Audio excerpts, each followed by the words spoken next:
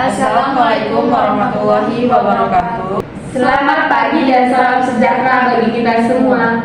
Hai semua.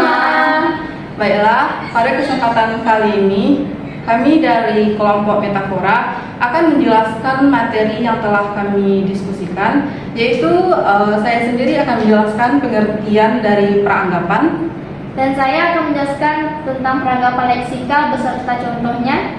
Dan saya akan menjelaskan pengertian dari peranggapan faktif. Dan saya akan menjelaskan contoh peranggapan faktif. Baik, langsung saja. Baiklah, masuk saja kita kepada materi yang pertama, yaitu pengertian peranggapan. Dalam bahasa Inggris, pengertian peranggapan itu berarti to suppose beforehand, yang artinya menduga sebelumnya. Adapun pendapat beberapa ahli tentang pengertian peranggapan yaitu yang pertama, Nababan. Nababan mengemukakan bahwa peranggapan merupakan dasar atau penyimpulan mengenai konteks berbahasa yang membuat bahasa mempunyai makna bagi pendengar ataupun penerima bahasa tersebut. Yang kedua yaitu Stalnaker. Stalnaker berpendapat bahwa peranggapan adalah apa yang digunakan penutur sebagai dasar bersama bagi para peserta percakapan. Yang terakhir yaitu menurut Yule menyatakan bahwa peranggapan merupakan sesuatu yang diasumsikan penutur sebagai kasus sebelum membuat sebuah ujaran. Adalah selanjutnya yaitu contoh peranggapan, yaitu yang pertama dalam kalimat Dono telah memukul istrinya. Dalam kalimat ini terkandung beberapa peranggapan yang mendukung arti kalimat itu sendiri, yaitu yang pertama, Dono tentunya telah beristri, dan yang kedua yaitu sebelum kalimat itu dikatakan, Dono terkenal suka memukul istrinya. Contoh yang kedua yaitu dalam kalimat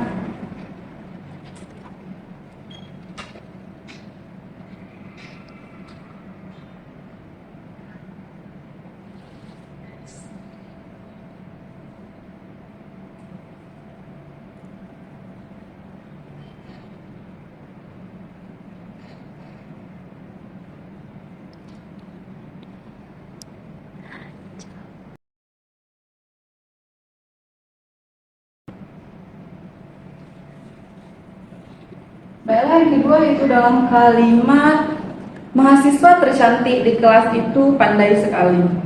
Peranggapan di atas memperanggapkan adanya seorang mahasiswa yang berparas sangat cantik. Apabila pada kenyataannya di kelas tersebut memang ada seorang mahasiswa yang berparas cantik, maka itu dapat dinilai benar atau salahnya. Namun sebaliknya, apabila di kelas tersebut tidak ada seorang mahasiswa yang berparas cantik, maka ukuran tersebut tidak dapat ditentukan benar salahnya. Baik, jadi di sini saya akan menjelaskan tentang jenis peranggapan. Nah, yang pertama yakni jenis peranggapan leksikal. Jenis peranggapan leksikal merupakan peranggapan yang dalam pemakaiannya suatu bentuk dengan makna yang dinyatakan. Nah, secara konvensional dapat ditafsirkan dengan peranggapan lain yang tidak dinyatakan atau dipahami. Nah, jadi pada kasus peranggapan leksikal ini pemakaiannya diungkapkan khusus oleh penutur dan diambil untuk memperanggapankan sebuah konsep lain atau yang tidak dinyatakan. Ada beberapa contoh peranggapan leksikal. Yang pertama,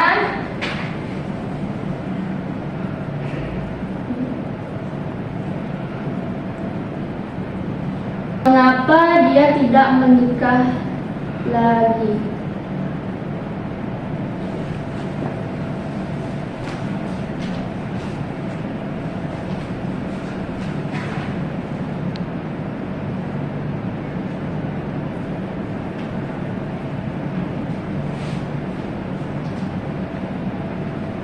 Nah, pada kata mengapa dia tidak menikah lagi ini memperagakan bahwa Anda dulu pernah menikah.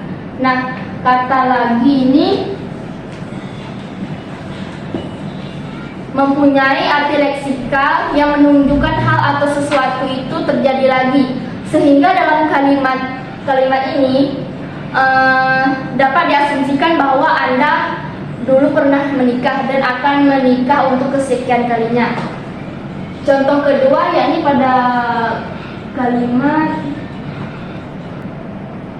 dia berhenti bekerja.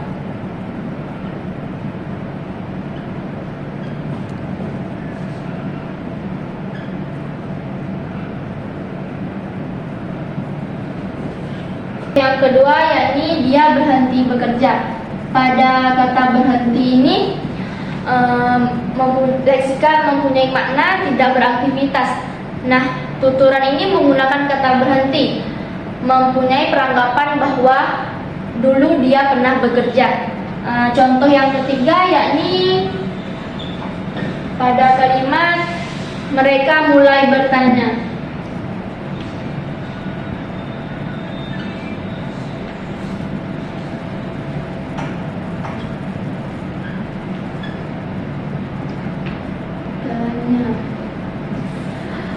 Tuturan peranggapan bahwa sebelumnya mereka tidak mengeluh.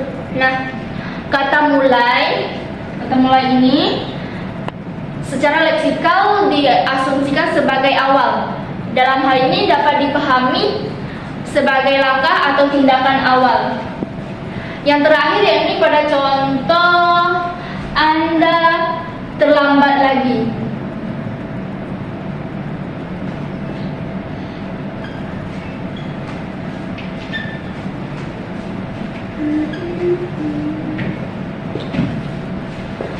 Peranggapan leksikal pada tuturan ini disebabkan kata lagi. Nah, kata lagi ini memperanggapkan tuturan tersebut bahwa sebelumnya Anda terlambat. Secara leksikal, kata lagi mempunyai arti bahwa hal itu dilakukan kesekian kalinya atau terus-menerus. Nah, maka tidaklah mengherankan bahwa tuturan tersebut diasumsikan bahwa Anda melakukan perbuatan terlambat untuk kesekian kalinya.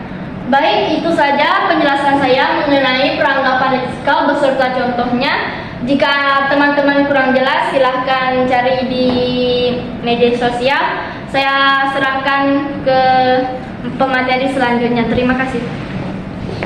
Baik, di sini saya akan menjelaskan peranggapan faktif, di mana peranggapan faktif merupakan peranggapan yang mengikuti kata kerja yang dapat dianggap sebagai suatu kenyataan.